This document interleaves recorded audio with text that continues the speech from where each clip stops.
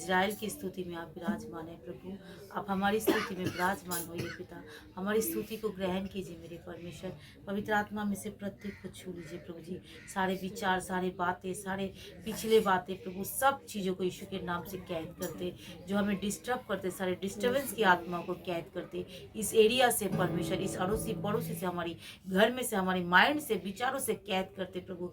कोई दुष्ट आत्मा हमें छूने ना पाए यीशु के नाम से। हालेलुया। हम केवल ही केवल आपकी महिमा करें। हमारी मन, हमारे विचार, हमारी बातें, हमारा सोच को परमेश्वर की ओर सब फिराते यीशु के नाम से। यीशु मसीह की परमेश्वर की संतान होने के लिए बाध्य कर देते, ताकि प्रभु की वचन पर हम चलने वाले बने यीशु के नाम से। हमारे विचार को, हमारी बातें को यीशु के नाम से हम प्रभु की ओर फिराते, प्रभु की ओर फिराते यीशु के नाम से। हालेलुया। हम आपका धन्यवाद करते प्रभु जी। हमें से प्रत्येक के ऊपर सहायता करें, प्रत्येक के ऊपर दया करें। हालेलुया। प्रत्येक के ऊपर कृपा करें यीशु मसीह के नाम से मेरे परमेश्वर। जो आप चाहते हो मेरे पिता, वही आप हमारे जीवन में करो मेरे पिता। सबको छू लो, सबको छू लो यीशु मसीह के नाम से। हालेलुया। हम आपका धन्यवाद करते मेरे खुदावन। आपने सुना है, धन्यवाद मेरे पिता। मैं विश्वास करते आपने सुनकर किया मेरे राजा, इसलिए धन्यवाद। सारी महिमा आपको देते, उधर करते यीशु के नाम से मांगते। आमीन। बच्चा कोई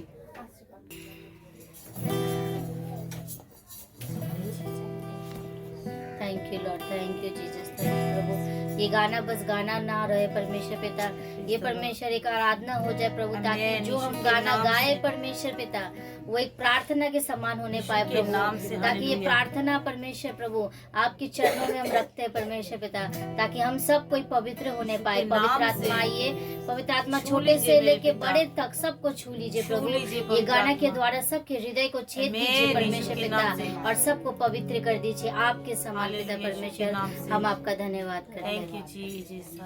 पवित्र मुझे बना दे प्रभु, शुद्ध मुझे कर दे प्रभु, पवित्र मुझे बना दे प्रभु, शुद्ध मुझे कर दे प्रभु, ताकि तेरे जैसा दिखूं,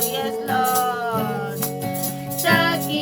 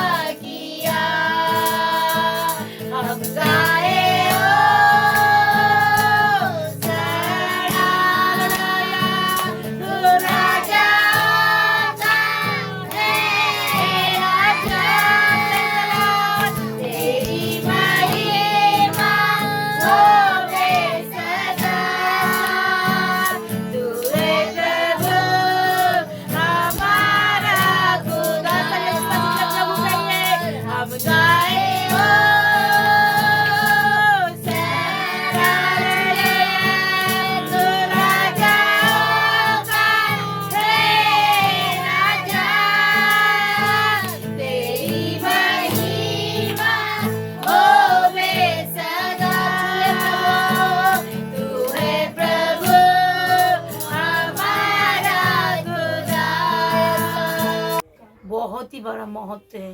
परमेश्वर ने क्या कहा? मैं अपने नाम से भी ज्यादा वचन को महत्व दिया। किसको?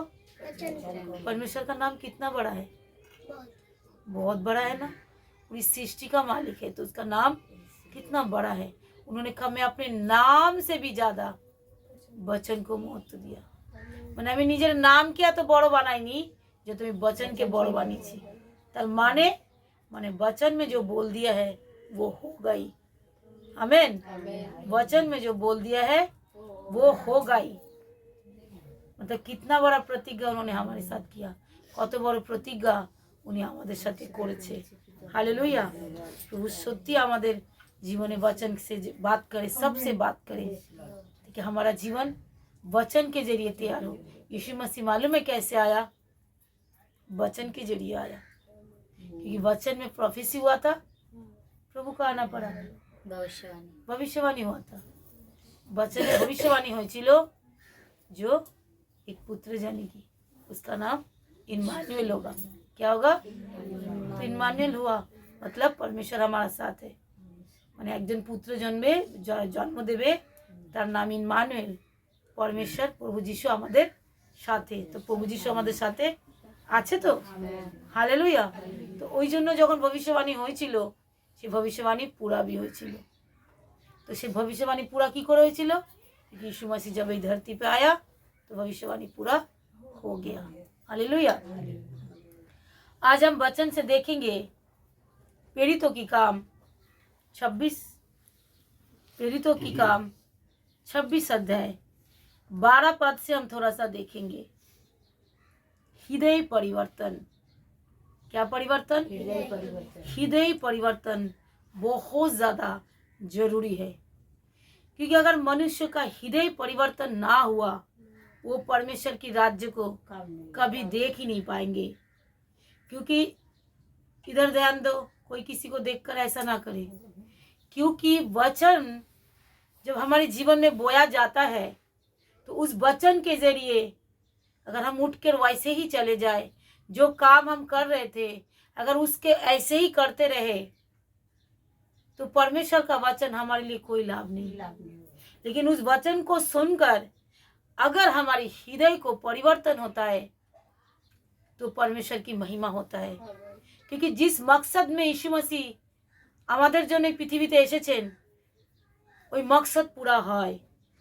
যেই কারণে যিশু আমাদের জন্য এই পৃথিবীতে এসেছেন সেই কারণটা পুরো হয়। হালেলুয়া। ওই জন্য আমাদের হৃদয় পরিবর্তন হওয়া প্রচুর প্রচুর ज़्यादा প্রয়োজন আছেন।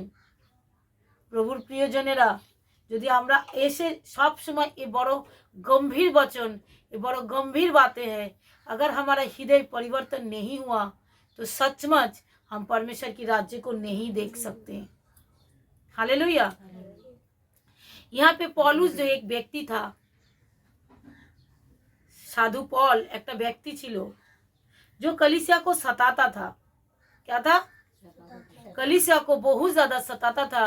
जब यीशु मसीह का प्रचार हुआ, जब यीशु मसीह मर गए और कब्र में चले गए, तीसरा दिन मुर्दे में से जी उठा, तो पूरी जो चेला थे 12 उनका चेले थे, वो 12 चेले के अंदर जब यीशु मसीह बोला है तुम जाकर सबकी गवाह बनो, तुम जाकर जो मैंने तुमको सिखाया तुम पिता पुत्र पवित्र आत्मा के नाम पे बपतिस्मा दो और लोगों को सिखाते रहो।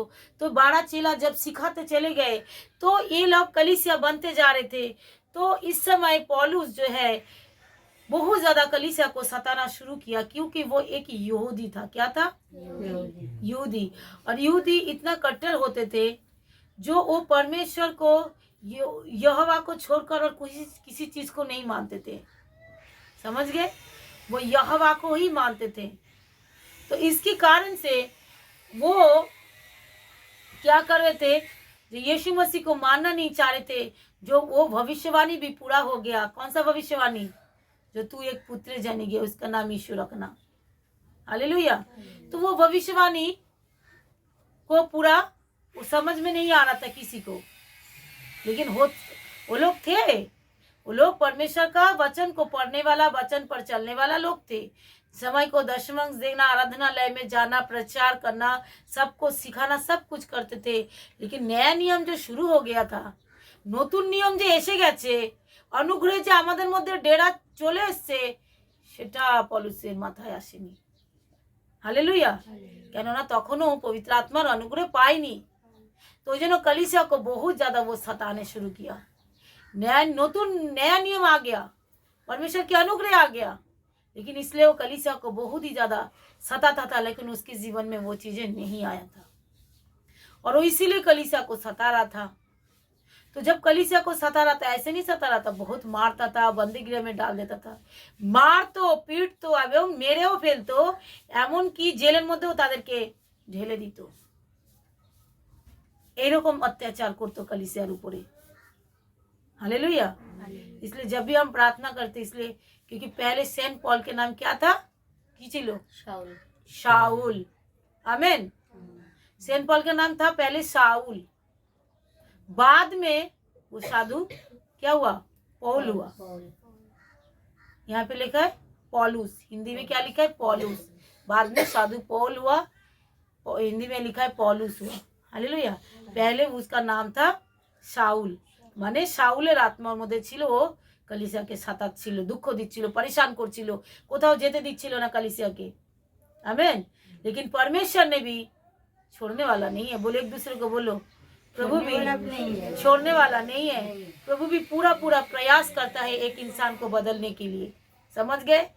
परमेश्वर भी पूरा पूरा प्रयास करता है। आमीन। परमेश्वर भी छोड़ने वाला नहीं है। तो उनको भी पीछे परमेश्वर ने बोला, अच्छा तू मेरी कलीसिया को सता रहा है, मैं तुझी को ही चुनूंगा। हालेलुया। तुझी को ही मैं चुनकर कलीसिया का स्थापना करूंगा। और साधु पौल के लिए, परमेश्वर की महिमा के लिए जोरदार तालियां बजाएं, क्योंकि उन्होंने सबसे ज्यादा कलीसिया का निर्माण उन्होंने किया था। आमीन। सब থেকে বেশি कलीसिया निर्माण করেছিলেন साधु पौल। और सच में कलीसिया का न्याय नियम का एक प्रकार का देखा जाए, साधु पौल बहुत बड़ा हीरो बन गया था, अनेक बड़ो हीरो। आमीन। যত पत्री আছে, যত पत्रिकाएं আছে बाइबल में, सब उन्होंने कलीसिया को लिखा, समझाने के लिए, सबको तैयार करने के लिए। आज जो उस सारे पत्री को हम पढ़ कर थोड़ी बुद्धि ज्ञान और समझ हमको मिलता है। हालेलुया। सबका फोन स्विच ऑफ, बुद्धि ज्ञान और समझ हमें मिलता है। परमेश्वर की आदर करें, हमेशा स्विच ऑफ करके चर्च के अंदर आए। यहाँ पे क्या लिखा है, हम फिर से पढ़ रहे हैं, पीड़ितों की काम। थोड़ा सा उसके बारे में हम थोड़ा सा बताया। क्यों बताया? हम उनके बारे में थोड़ा सा इसीलिए बताया ताकि उनकी परिचय करा दिया, वो कैसे था, क्या था। हम उनको थोड़ा सा परिचय करा दिया, वो कैसा था। हालेलुया। ताकि आप लोगों को थोड़ा समझ में आ जाए। जो पढ़ सकता है वो जरूर बाइबल को पढ़े, जो पढ़ नहीं सकता वो जरूर ऑडियो बाइबल को सुने। ऑडियो बाइबल भी है, आप उसको सुन के सबके एक एक चैप्टर को आप समझ सकते हो। आमीन। ऑडियो बाइबल भी है, उसको भी डाउनलोड होता है, वो भी आप पढ़ सकते हो। प्रभु आप लोगों को आशीष दे। प्रभु प्रियजन তোমরা সবাই শোনো, আমি পড়ছি, हम पढ़ रहे हैं पीड़ितों की काम, उसका 26 अध्याय से 12। इसी धुन में जब मैं प्रधान याजकों से, अधिकारों से आज्ञा पात्र लेकर दमिश्क में जा रहा था, क्योंकि किसके लिए जा रहा था, वो सताने के लिए जा रहा था। किसको? कलीसिया को उजाड़ने के लिए वो जा रहे थे, लोगों को मारने के लिए। जब वो जा रहा था तो राजा के, तो हे राजा, मतलब वो अभी राजा के सामने खड़ी हुआ। राजा के सामने क्या कर रहे हैं? गवाही को दे रहे, बड़े राजा के सामने गवाही दे रहे, जो मेरी जिंदगी कैसे बदला, मतलब मेरा हृदय को कैसे परिवर्तन हुआ, आप जान लो।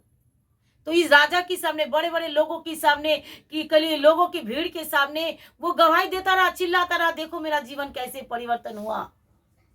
तो इस तरीके से वो गवाही देता रहा। 13 वचन हम पढ़ रहे, हे राजा, तो हे राजा, मार्ग में दोपहर के समय मैं आकाश के सूर्य के तेज से भी बढ़कर एक ज्योति अपने और अपने साथ चलने वालों के चारों ओर चमकती हुई देखी। तब हम सब भूमि पर गिर पड़े। तो मैंने इब्रानी भाषा में मुझसे कुछ कहते हुए ये शब्द सुना, हे शाऊल, तू मुझे क्यों सताता है। पैन पर लात मारना तेरे लिए कठिन है। मैंने कहा, हे प्रभु तू कौन है? प्रभु ने कहा, मैं यीशु हूँ जिसको तू सताता है। परंतु तू उठ और अपने पाँव पर खड़े हो, क्योंकि मैंने तुझे इसलिए दर्शन दिया है कि तुझे उन सब बातों को भी सेवक और गवाह ठहराऊं जो तूने देखा है, और उनके भी जिनके लिए मैं तुझे दर्शन दूंगा।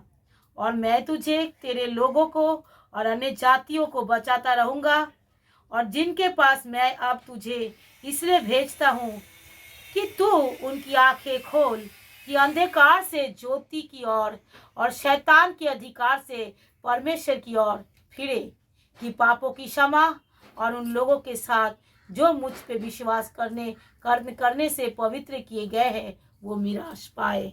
हालेलुया। किसके लिए चुना उन्होंने परमेश्वर शाऊल को? किसके लिए चुना? इसीलिए चुना पौलुस को।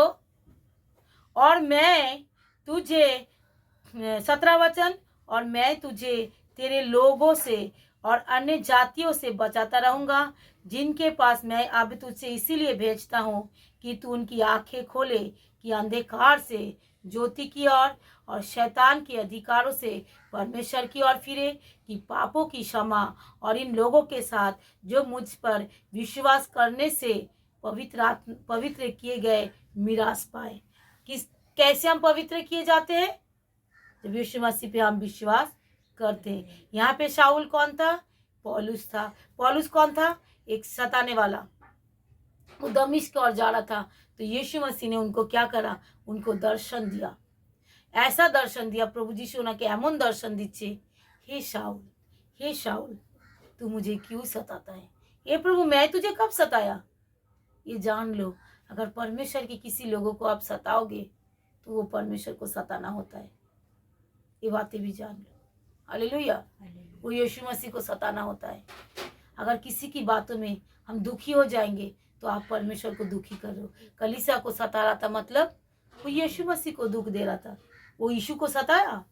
वो कलीसिया को सता रहा था। और दुख कौन उठा रहा था? प्रभु यीशु। उनको दुख लग रहा था, वो सताव महसूस कर रहा था। मेरे बच्चे सताए जा रहे हैं, मेरे बच्चे को मार डाला जा रहा है, मेरे बच्चे को कठिनाई के बंदीगृह में डाला जा रहा है। हे शाऊल तू मुझे क्यों सताता है? ये प्रभु मैं तुझे कब सताया? क्योंकि तू तो मेरी कलीसिया को सता रहा है, तू मुझे ही सता रहा है। मैं तुझे अन्य जाति, तेरे लोगों को तुझे गवाह ठहराऊंगा। जा तू अंधकार में पड़े हुए लोगों को निकाल। আমি তোমাকে কখন দুঃখ দিচ্ছি প্রভু? কলিসিয়াকে দুঃখ দিচ্ছ, তার মানে তুমি আমায় দুঃখ দিচ্ছ। কলিসিয়াকে সাতাচ্ছ, তার মানে তুমি আমাকে সাতাচ্ছ। हालेलुया। परमेश्वर का वचन बड़ा गंभीर है, हमें समझना है। और शाऊल ने क्या किया? पौलुस बन गया। हालेलुया। वो जैसे पहले तो शाऊल था, फिर बाद में पौलुस के नाम पे परिचय हुआ। क्यों? क्योंकि उसका जीवन क्या हुआ? नया हो गया। आमीन। जैसे यीशु मसीह ने दर्शन दिया, उनका जीवन क्या हो गया? नया हो गया। पुराना स्वभाव में वो नहीं रहा। वो पुराना स्वभावे वो और থাকলোই না, वो কি হয়ে গেল? নতুন হয়ে গেল। आमीन। तो क्या हमारी जीवन ऐसे नया हुआ है? कि हमारी जीवन ऐसे हृदय परिवर्तन हुआ है? हमें आपकी जांचने की और परखने की जरूरत है। जब यीशु मसीह ने पहला काम मेरे जीवन में किया, যখন যিশু প্রথম কাজ আমাদের জীবনে মিরাকেল করেছেন, প্রথম কাজ করে দেখিয়েছেন, मैं ही यीशु हूँ, मैं ही तेरा छुड़ाने वाला हूँ, আমি তোমার উদ্ধারকর্তা, মুক্তিদাতা, ত্রাণকর্তা প্রভু যিশু। কি আমাদের হৃদয় কি পরিবর্তন হয়েছে? शाऊल का विषय में যখন তোমরা পড়বে তখন তোমরা বুঝতে পারবে যে कैसा उनका जीवन परिवर्तन हुआ। हालेलुया। जब शाऊल की जिंदगी में हमने पढ़ते गया कैसे पौलुस बन गया, कैसे कलीसिया का निर्माण किया, कैसे वो सताया गया। ये बातें सुनो। सेवा करते करते वो इतना सताया गया, फिर भी वो सेवा से पीछे नहीं हटा। हालेलुया। क्यों? क्योंकि उसका हृदय परिवर्तन हुआ था। क्या हुआ था? ওনার হৃদয় পরিবর্তন হয়েছিল। আমেন। তো আমাদের কি ছোটা সা কিছু দুঃখ হয়, ছোটা সা প্রবলেম हो जाए, আজকে চার্চে যাব না, আজকে যেতেই পারবো না, তার মানে এখনো তোমার হৃদয় পরিবর্তন হয়নি।